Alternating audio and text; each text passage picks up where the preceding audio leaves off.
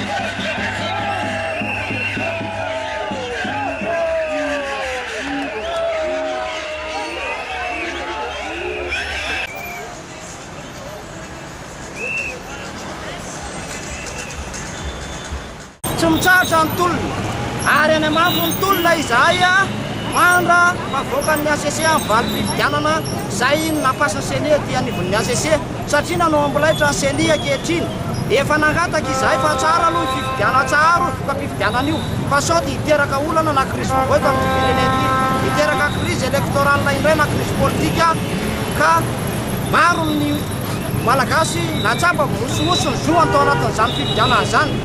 Nanao antsavo mamelona lakiloso mivoaka malagasy fa voatotoana tanteraka izany safidin'izany tao anatin'ny fifidianana valam-pefolo sy roa arivo. Tsy azo ekena io satria mahatonga ny mpivoaka malagasy miteny tsy azona ekena izany fifidianana izany dia noavin'ny Madagasikara fampandrosoana rapitso dia izay mahatonga mivoaka malagasy mampaneny lakiloso ankehitriny hoe sao dia tokony mba hatsaratra aloha ivoka-pifidianana io mba tsy hiteraka crise indray rapitso raha vakapitso atao amin'ny firenena.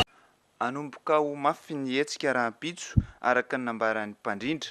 Mobetsaka kokoa ireo vahoaka ho tonga eny an-toerana ny andron'ny zoma sy ny asabotsy ary tsy ato izany mandra-pamohan'ny ACC ny fanapahan-keviny. Tsy hitondra vahaolana ho an'ny firenena ny vokatry ny fifidianana filoham-pirenena tanterahana amin'izao fotoana izao, hoy ny antoko MSV na ny malagasy sasy vonina. Fifidianana izay miorina eo ambony lesoka sy tsy fitezana maro izay efa miteraka tsy fifampitokisana sy fifampiahiana sahady aty amin'ny fikarakarana ny vokatra fihodinana voalohany. Ny fitsarana avy momba ny lalam-panorenana ny tompon'ny teny farany amin'ny famoahana ny fanapahan-kevitra manodidina ny fifidianana. Takina hoy ny filohan'ny MSV mba ho fanapahan-kevitra mikendry ny tombotsoa ambon'ny firenena sy ny vahoaka malagasy no ho raisin'ny ACC fanazavana. Fifidianana tsy mitondra Madagasikara ny fampandrosoana ny fifidianana iny satria ho azontsika lazaina fa ny zava-misy rehetra dia panga ao anatin'iny ny atao hoe légitimité. Hita tanteraka mihitsy zany efa famerinay amin'ny mpanao gazety sy ny vahoaka malagasy hoe hatramin'ny atombohany ka hatramin'ny hafarany dia vitsy foana. Eo ny hoe lazaintsika niakatra ny taux de participation 54%. Fa na izany naty izany betsaka ihany koa tsy tafiditra tao anaty lisitra ary ny candidat enina amby telopolo amin'ny enina amby telopolo na sy ny vatana raha dia manaiky ny hoe tsy lavorary izay fifidianana izay hiteraka olana goavanao antsika malagasy io satria tsy hatanjaka mihitsy ny fitondrana izay tonga eo ary za manokana aloha zany dia mametraka hoe za dia anisan'ny olona tsy mifidy premier tour ny fanariana zo dia mbola tsy fidy koa ny deuxième tour nefany za mananjofeny atao amin'ny tany repoblika malagasy ary dia raha malala tsy mahafantatra hoe tarika vahoaka ataoko ahoana moa ny tarika olona hifidy amin'ny deuxième tour raha ohatra ka za raha tsy ao anaty lista na diso lista izay profomeko anareo ao ka io zava-doza amin'io dia zao hoe raha irosotsika deuxième tour tsy ho tratratsika io liste io tsy ho vita mihitsy récupération io zavatra rehetrarehetra io zeray indrindraindrindra ny candidat Marc Ravalomanana na sy Ratsuel voalaza ankehitriny mbola za sy nivonjimaika mitarika vonjimaika dia ny hoe reo samy tsy anaiky ary reo efa samy nampiseho an'izay rehetrarehetra zay itsikilany ihany koa ny zavatra rehetra ka mila fandiniantsika alohan'ny fanapahan-kevitry ny ACC hoe inona zavatra tokony ho atao raha izaho manokana dia zany anao antsoavy voalohany amin'ny FFKM aloha tokony isy le fifampidiniana ara-politika alohan'ny rosoana amin'izay zavatra manaraka eo fa raha fanapahan-kevitra mivoaka aloha eo nandrosotsika matray be embontsika matray be tsisy anaiky reo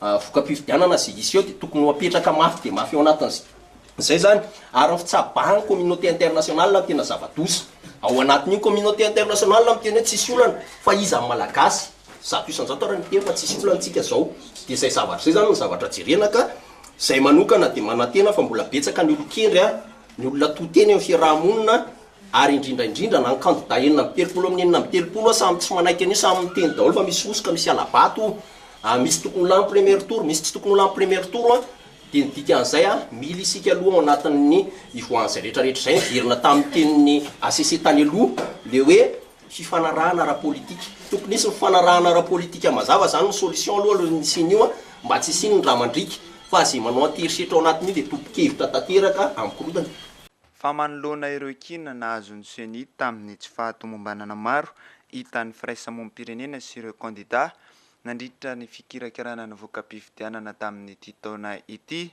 misy hoe ny filohan'ny seni ireo lesoka azo andraisana fiapetra ny fanatsarana azy fa misy kosa ireo izay miendrika tsy fahafantarana ny lalàna ny fampandanina ny safidy fa indrindra ny kajikajy politika fanazavana saika maro ny tsy fahatomombanana hitan'ireo firaisamonim-pirenena sy ireo candidat nandritra ny fikarakarana sy ny fanateterahana ny fifidianana teto amintsika nanomboka tamin'ny elisy-pifidianana izay tsy ara-dalàna ny kara-pifidianana tsy araka ny tokony ho izy ny logiciel izay nentina ny kirakarana ny voka-pifidianana izay voalaza fa tsy mangarahara ka nitarika ny fisainany rehetra amin'ny fisiany osika sy alabato manoloana izany dia nanambara ny filohan'ny seni androany fa misy amin'ireo fitarainana ireo no mitombona ka azo andraisana fiapetra amin'ny fifidianana manaraka maro kosa nefa ireo izay tsy mitombona izay sokajiana telo izany dia noho ny tsy fahafantarana ny lalàna manankery ny fiatanam-pote ampandaniny safidy fa indrindra kajikajy politika sy fikatsahan tombontsoa samy irery voarain'ny seni avokoa ny fanakianana maro lafy avy amin'ny besy maro manodidina ny fitantanana ny zotra-pifidianana eto Madagasikara misy ny mitombona fa betsaka ny tsy mitombona ary araka ny efa nolazainay teo aloha ireo fanampianana tsy mitombona dia sokajianay telo ny mahatonga azy ny voalohany ny tsy fahafantarana ny lalàna manankery manodidina ny fifidianana faharoa ny fientanam-po te hampandany safidy ary ny fahatelo ny kajikajy politika sy ny hevipetsy ahatongavana amin'ny tompontsoa manokana ary eto zay dia manamafy fa nivondrokatra vonjomaitsa zay navoakanay teto amin'ity toeranyity tamin'ny fahafito ambin'ny folo ny volana novambra lasa teo dia azo avy amin'ny fitsirihana ireo fitanana an-tsoratra rehetra avy any amin'ny birao fifidianana manerana ny nosy raha misy ny olana na ny fisalasalana ka raha mandidy zany ny fitsarana mahefa vonona ny seni amerina ny fanisana ifanatrehana isaky ny birao mpifidianana manaraka zany mikasika ny logiciel ny tantanana ny voka-pifidianana dia tsy misy zavatra mampisalasala fa mangarahara tanteraka io voalohany tamin'ny faharaiky amin'ny telopolo ny volana oktobra lasa teo dia nampisehoana teto amin'ity toeranyity teo anatrehany mpiara-miombinantoka rehetrarehetra izany logiciel izany faharoa ny antsoina manam-pahaizana iraisam-pirenena hitsirika n'izany logiciel izany ary ny SACEM no namatso vola izany fitsiriana izany. Mazava ny fehi-kevitra nivoaka tamin'izany fa mahitsy sy mangarahara io logiciel io. Namafisiny hatrany fa tsy nisy ny osika sy ny fangalaram-bato tamin'ny fikirakarana ny voka-pifidianana. Na ny taratasy manamarina ny fisiny izany aza moa dia mbola tsy tonga eny am-pelantanan'izy ireo raha ny fanazavana. Fa vola mitentina ray hetsy sy ray tapitrisa euro no natolotra ny vondrana Europeana natevenana ny kitapom-bola ny SACEM androany. Vola izay entina indrindra amenona ny banka amin'ny fanatanterahana ny fifidianana manaraka. Fanazavana. Manana andraikitra lehibe amin'ny fanamafisana ny demokrasia eto Madagasikara izahay hoy ny vondrana Europeana ary manaja ny dingana rehetra amin'ny fanatanterahana izany. Nanolotra vola mitentina ray hetsy sy ray tapitrisa euro izay entina hanatevenana ny kitapom-bola ny SACEM moa izy ireo androany.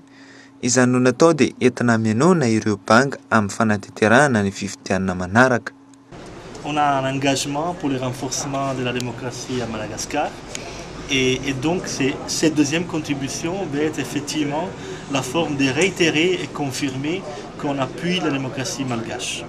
Donc on s'est rendu compte qu'il y avait un besoin des ressources additionnelles à cause de l'augmentation du bureau de vote qui est quand même quelque chose de correct parce qu'il permet à tout le monde de pouvoir voter. Il y a eu la séparation de l'élection présidentielle de législative, ce qui demande un travail additionnel. On est satisfait du travail qui a été fait par les Nations Unies, et donc je confirme ça en présence de la haute représentante. Mais en général, l'idée c'était que l'Union européenne s'est rendue compte que ces moments, on avait besoin encore de notre aide et on a été prêt à le faire. Tokony tsara hatrany ny lalàna amin'ny feny fifidianana sy ny fomba fanatanterahana izany hoy ny fanehoan-kevitry ny Sefafi.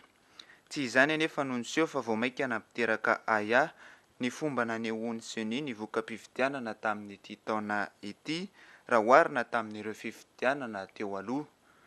Na dia izany aza dia hita fa nampiseho ny safidin'ny vahoaka malagasy ny voka-pifidianana izay navoakan'ny seni hoy hatrany ny Sefafi ary manentana ny mba hamohan'ny ACC izay etaetan'ny vahoaka malagasy izay hatrany izy ireo ka iroso am-pilaminana amin'ny fanatanterahana ny fifidianana fihodinana voalohany.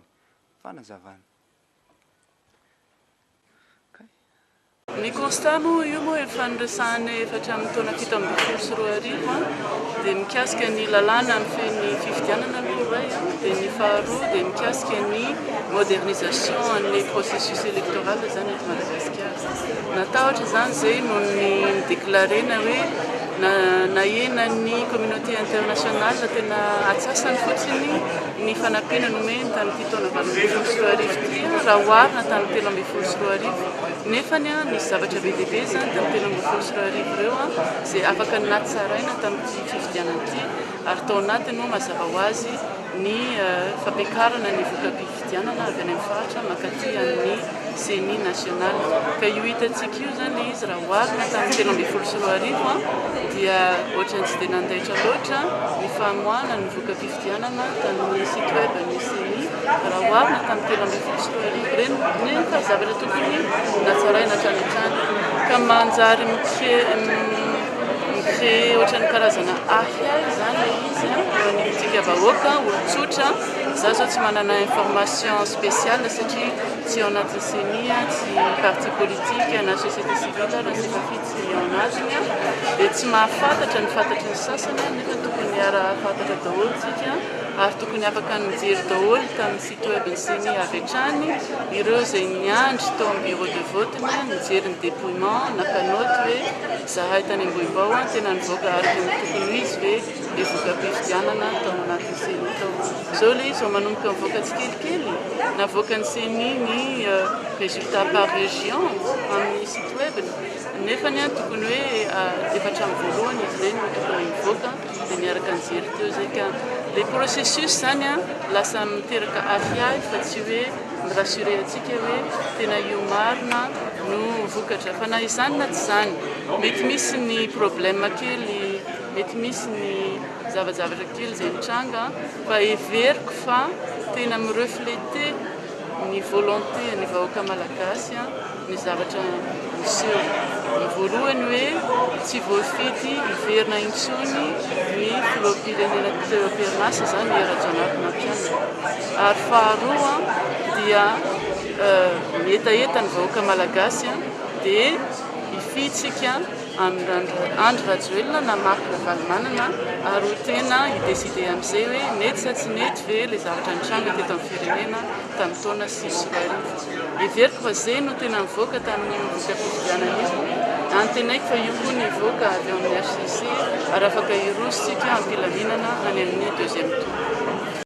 Fa mbola maro ireo malagasy no tsy mahavoafehy tsara ny firafitry ny fomba fiasa eo amin'ny parlement sy ny assemblée nationale ary ny filoham-panjakana. Antony iray mahatonga ny tsy firindrana eo amin'ny fanatanterahana ny asan'ny mpanjakana.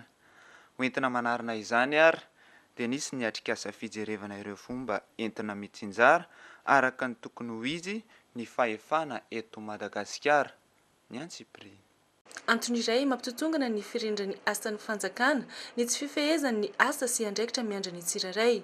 Efa misy moa ny fanovana lalam-panorenana vaovao natao tamin'ny taona 2014 fa tsy dia nisy fiantraikany loatra izany raha ny fanazavana. Hahafahana manarina izany indrindra dia nisy atrikasa entina mijery izay fomba mety hahafahana mitsinjara tsara ny fahefana eto Madagasikara androany tetsy Antaninarenina. Izao no natao mba hampandeha sy hampirindra araka ny tokony ho izy ny fanatanterahana ny asam-panjakana. Ny gouvernement dia ny zavatra fantatra zany ny ao anaty lalam-panorenantsika dia manana fahefana be ihany ny exécutif zany oharina amin'ny législatif ireo izay tokony handany ny lalàna. Ny député sy ny sénateur mantsy ny asany dia ny mandany ny lalàna fa tsy ny manao asa soa na manao asam-panjakana any amin'izay faritra mifidy anazy tany.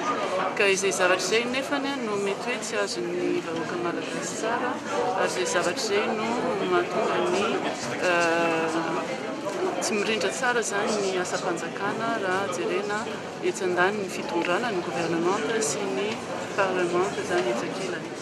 Ary hitantsika zany tamin'ny lalam-panorenana vaovao tamin'ny 2010 fa nisy tentative zany de rééquilibrage zany hoe omena lanjany bebe kokoa ny Assemblée nationale amin'ny fanendrena ny premier ministre izay anao ny asany fitondrana.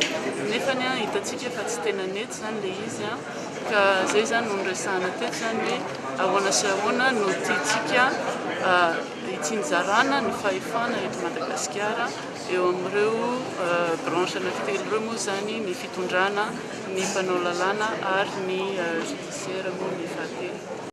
Eo amin'ny pejiny toekarena kosa mitohy hatrany ny fikarohana paikady ho fanatsarana ny fandrarana tatan'ny vehivavy mivondrona eo anivon'ny EFOI. Vita androany moa ny fampiofana ireo mpandrindra isam-paritra. Fampiofana izay niompana tamin'ny fampivelarana ny tsena sy ny fanatsarana ny kalitaon'ny vokatra. Fanampanazavana. Efa miamoroborobo ny fandrarana tantanan'ny vehivavy amin'izao vanim-potoana izao. Raha hoan'ny eo anivon'ny EFOI manokana dia anjatony ny vehivavy efa milomano ao anatin'izany asa fandrarana izany.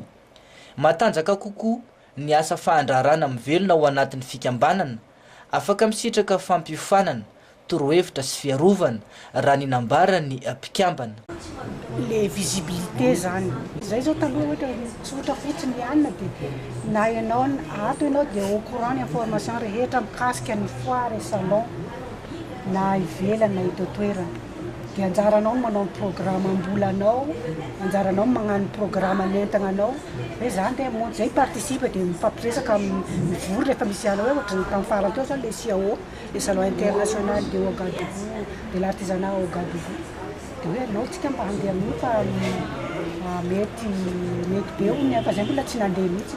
Dia tamin'ity efa nosy be na hoe CAO zay dimy tany Ouagadougou. Mbola manana noavy ny sihatry ny fandrarana eto Madagasikara.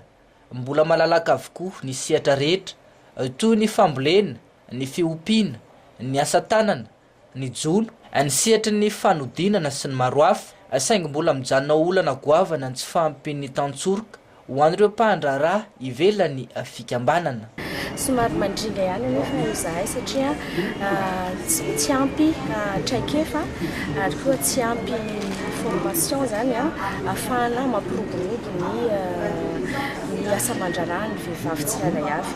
Eo amin'ny resaka moyen koa zany hoe resaka arabola satria manana fiofanana manatraikefa ranao nefa tsisy mpanohana arabola dia anisan'ny problème anankiray koa zany ho an'ny mpandraraha satria mitady financement ireo mpikambanareo zany mba entina ampiroboroboana ny asan'izy ireo nefany misy dingana maromaro vao ahafahana tonga amin'izay famatsiana arabola zay.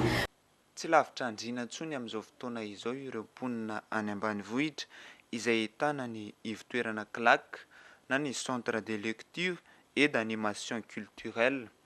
Afaka mampitombo ny fahalalana sy mifandray amin'izao tontolo izao izy ireo ankehitriny satria dia nahazo fitaovan-tserasera na tablette fanomezana azony avy amin'ny OIF androany ny Antsipriny.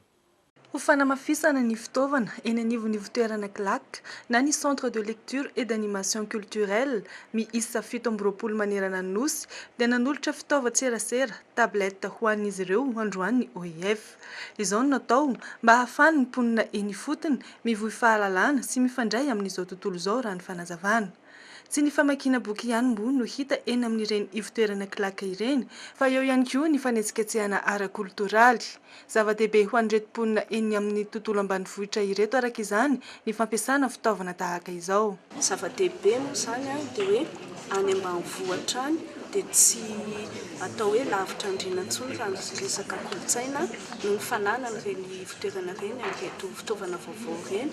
Ireto ka ampisokatra avy hatrany zany ny fahafahany zareo mivohy fahalalana any amin'ny toerana izay misy azy.